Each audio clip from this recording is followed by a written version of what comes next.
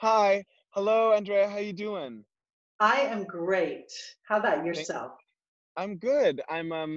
We've decided for this Manny Super Civic Cyber conversation that I would take it from Golden Gate Park. I'm socially distanced appropriately. I'm surrounded by no one really. I just did a resistance band workout with my bands, and I'm feeling good. How are you feeling? I'm feeling great. It's been a rainy day. I've been cleaning my house, making cookies, dealing with my three kids and the dog and my husband, but I'm Yeah. thrilled to be here with you now, Manny. We're so honored to have you. You have spent so many years doing so much amazing work to elect women in politics. You said right before this that you just got off the Women for Biden call. Can you tell us a little bit about what that call was like and what you guys talked about? Absolutely. Well, I have pivoted. I was supporting Kamala and I was supporting Elizabeth Warren, and I desperately want to see a woman president one day. And now I am 100% Team Biden. I think there is nothing more important than getting Joe Biden elected. Hmm. And I believe women are going to do it. When women vote, Democrats win. And if Hmm. we can get women excited about Joe Biden, I think it'll make the difference all over this country. Some of you may have seen there was an ABC News poll that was released today, and it showed basically that Trump has a lot of enthusiasm among his supporters, and Hmm. Biden's enthusiasm is not quite as high. And I think we Hmm. need to get it really high. I think we need to get women super excited about Joe Biden, whatever their issue is, whether it's a Supreme Court or Hmm. whether, good leadership during crises like we're seeing. I Hmm. just believe that women are going to make the difference for Joe Biden, and I want to be a part of that. What is the way to get women or, young people or whomever, constituencies excited about Joe Biden? What's the actual strategy, do you think? Well, first of all, a lot of what we need to do is really one on one personal outreach. Okay. And I happened to tune into your talk with David Clough yesterday, and he said the very Yes. same thing. Yes, And he a did. lot of us think that it might be some really high level surrogate like Barack Obama or Oprah, but it really has to do a lot with one on one communication, and particularly those of us who have friends or families in other swing states. I'm a native Floridian, for example. Hmm. And so a lot of what we need to do is just talk to our friends and family and coworkers and everybody we know in our network and invite them to be a part of something. I think Bernie Sanders did something really well when he had created this movement, and he always emphasized that it's not about him, it's about this movement. And we need to do that with Joe Biden as well, and make people feel like they're really a part of something. So I'm very excited to be a part of that. And if anybody wants to join Women for Biden, they can go onto the website and join. We're looking for people to do virtual house parties, Hmm. to just again talk to their friends. Why not do a virtual house party for Joe Biden? Right. Because you're getting together with your friends instead of doing a book party or a cocktail party. Do a party with a purpose, Yeah. and let's really work hard, because if you don't feel passionate about getting rid of Trump now, I don't know what is going to get you Right. excited. Right. Because talk about having your life disrupted by Yeah. bad leadership. I think we've seen it. So I have just one or two more questions about this 2020 election, then I want to get to emerge and electing women. Um, I have to say, I felt really privileged and lucky to get to host. We hosted, I think, 18 of the presidential candidates at Manny's, and lots of the women. Actually, the first person that we hosted, presidential candidate, was Senator Gillibrand, and actually we hosted her final event of her whole presidential campaign as well. We hosted her twice. Marianne Williamson, Kamala Harris. We hosted Amy Klobuchar, um, and we're going to have another man as president next year. And just what do you think about that? Why do you think that happened? And do you think it could have been avoided? Do you think one of the women could have won, but mistakes were made? Or what do you think happened? Well, I think that first of all, of course, I definitely want to see a woman president, and you and I both wanted Hillary to be president. And I'm really excited that we did have so many women running for president, because Yeah. I do want to make it the new normal to get women running for president. But Yeah. Manny, it's going to take a lot more than one election. And I Yeah. just wrote a piece on Medium about it's going to take more than pinky promises. It's really going to take Right. an investment in a whole ecosystem. So we have to start and really reach out to girls when they're young and talk about Yeah. running for office. Then we need to recruit women to run for the 520,000 offices we have. And we have to make sure we train them, give them those tools. And then when they decide to run, Manny, we have to give them money and volunteer for them. And then when they're in office, we have to further support them. So I believe that we have to have this robust ecosystem in order to get a woman president elected.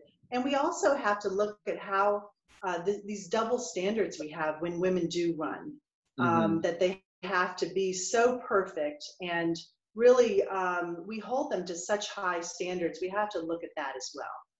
Right. Well, can you help me set the table a little bit? How many of those 525,000 offices are held by women?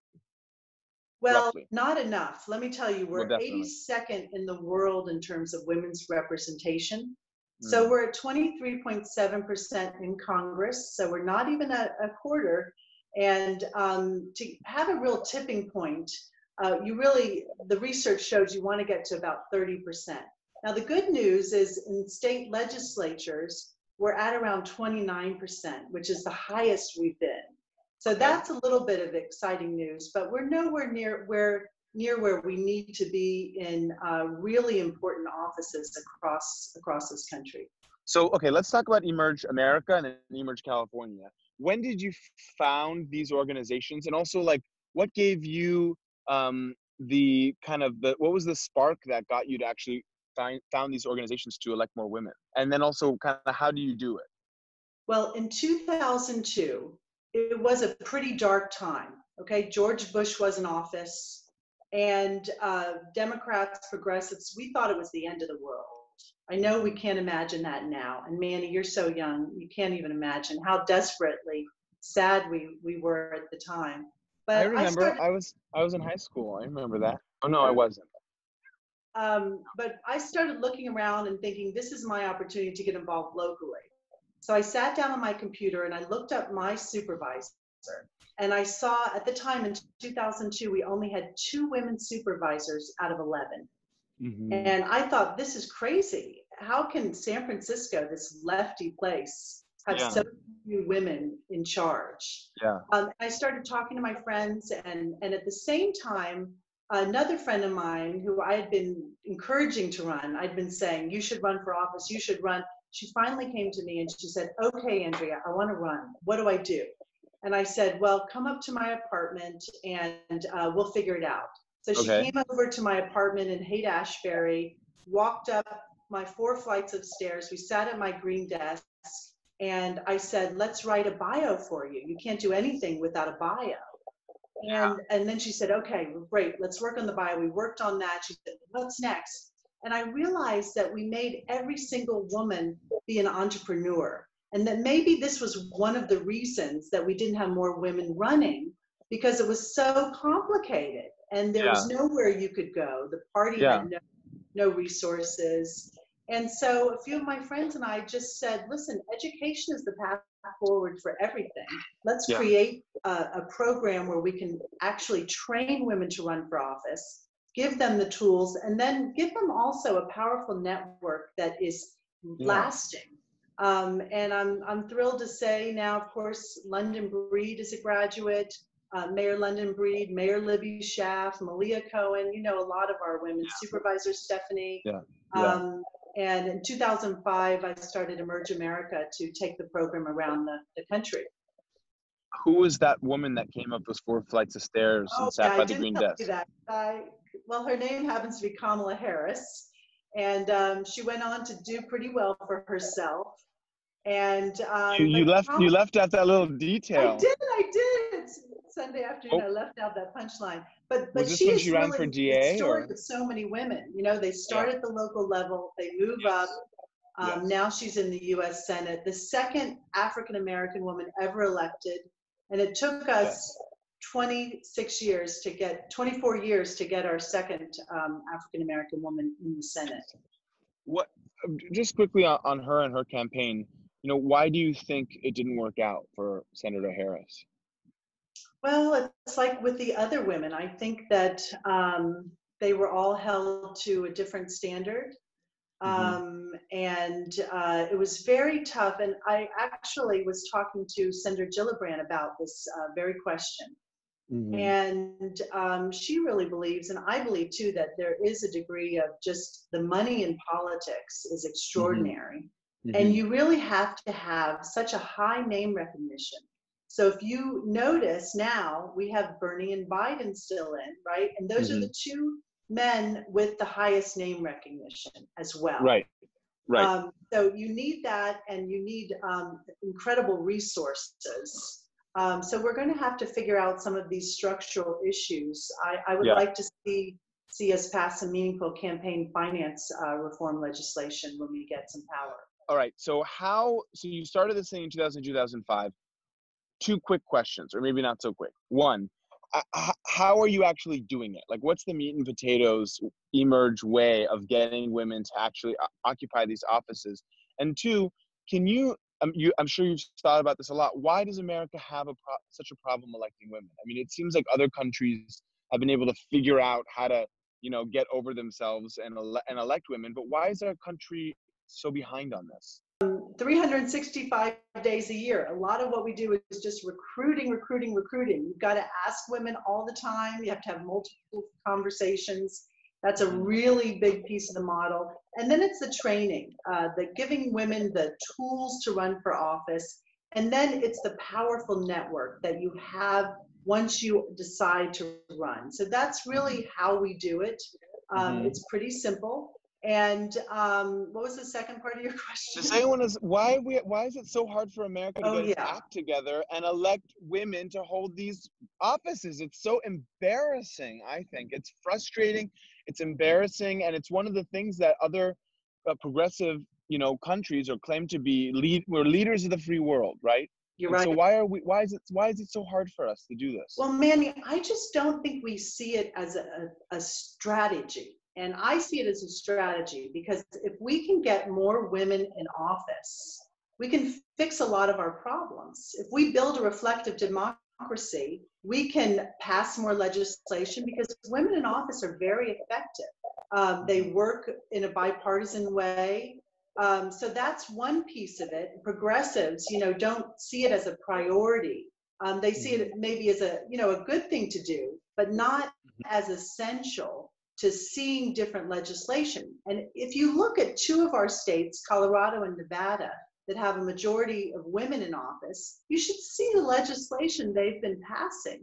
It's amazing. Everything, from on the environmental front, education, of course, reproductive rights, LGBT rights, you name it. It's really a strategy that we need to employ. So I think that's one piece of it. And, the money in politics, I think definitely that adds to the challenges. And women still bear the majority of the child rearing responsibilities, taking care of elders.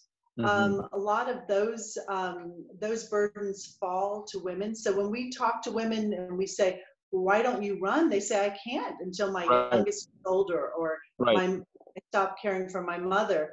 And a lot of issues too are economic. So if you look at, for example, in a lot of our state legislatures, some of them, they don't even pay their, they don't even pay a fair wage. In New Mexico, it's a volunteer state legislature. Right, Montana so too, I think. Yeah, so there are also economic reasons. So there are really a whole slew of reasons. All right, let's get to folks' questions. Let's start with Anna. What is the percentage of women of color in office, to your knowledge? To my knowledge, we're hovering at about 8%. It's not enough. And this is one of my concerns. I certainly love Kamala Harris. I would love for her to be considered VP. But if we Right. do take her, then we won't have a single African American woman in the In the US Senate. Senate, right? Yeah. And it took us 24 years to get our second one. So Right. this is why we have to be flooding the pipeline with qualified women of color so that they can rise through the ranks. Okay. Why are you, Taylor wants to know why you're more interested in Joe Biden than Bernie Sanders. Is there a particular reason that he excites you more, especially considering some of the gaps and some of the reported discomfort by women around Biden? Why Biden?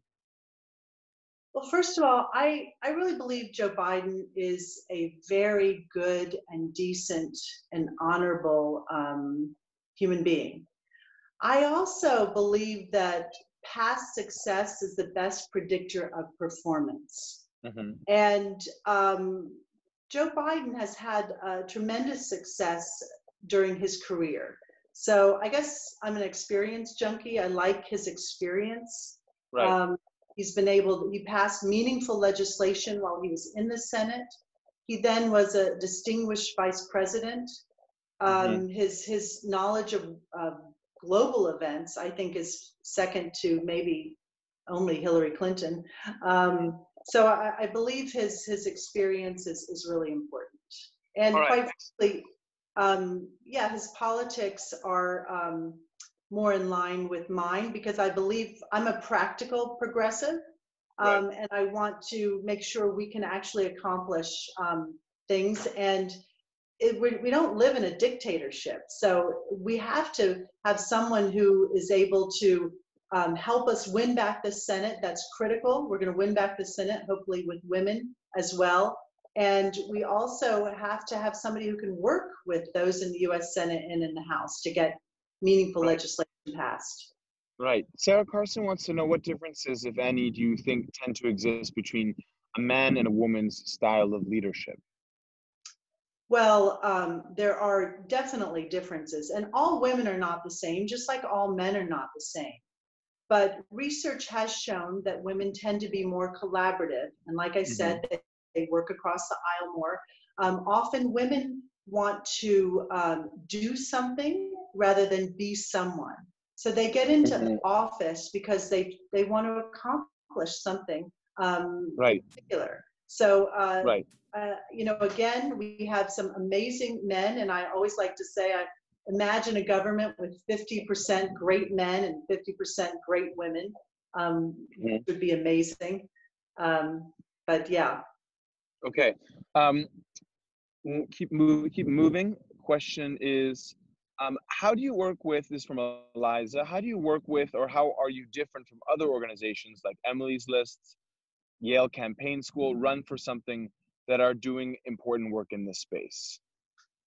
That's a great question. And this is where the ecosystem I talked about comes in, because we're all doing different things. So for example, Emily's List, of course, is a massive organization, and they are really largely responsible for the number of women we have in office in Congress. They really elect women. Emerge does not fund candidates or get into the logistics when they are running in terms of helping them with campaigns. And Emily's List does that. They fund candidates, which is a critical part of the ecosystem.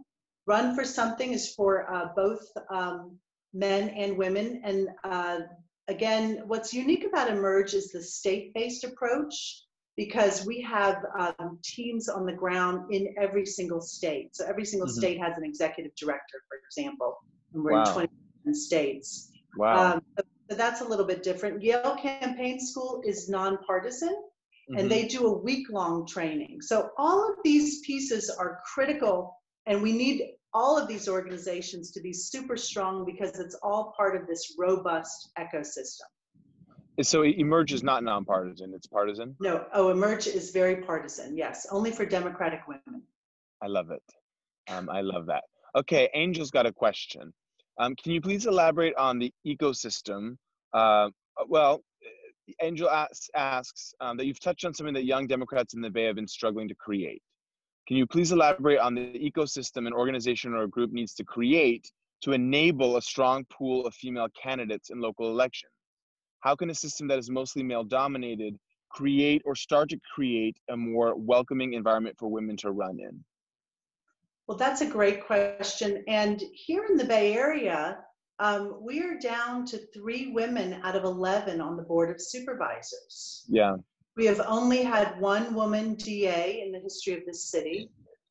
We have some of our own challenges here. So I think that getting women really activated at the local level is critical, as well as the federal level. And I like to say we can walk and chew gum. So I can be supporting women for Biden, but I can also be supporting my amazing friend Marjan, who's running for supervisor, who's an Emerge alum who we love. So, you know, I would just say that, you know, I tend to say, don't rush out and start your own organization, because there might be somebody who's already doing it. You know, there are great women's organizations, WPC here in San Francisco, and you know, look around first before you start something. But I think getting more of our friends, male and female, to care and be involved in local politics is really critical, and encouraging our friends to have a gender lens when they're voting locally as well, because we are certainly not by any means doing it well here in this city. We're not as diverse as I'd like us to be. Vera has a question. Vera wants to run for Congress in California. It's been a dream of hers since she became a U.S. citizen.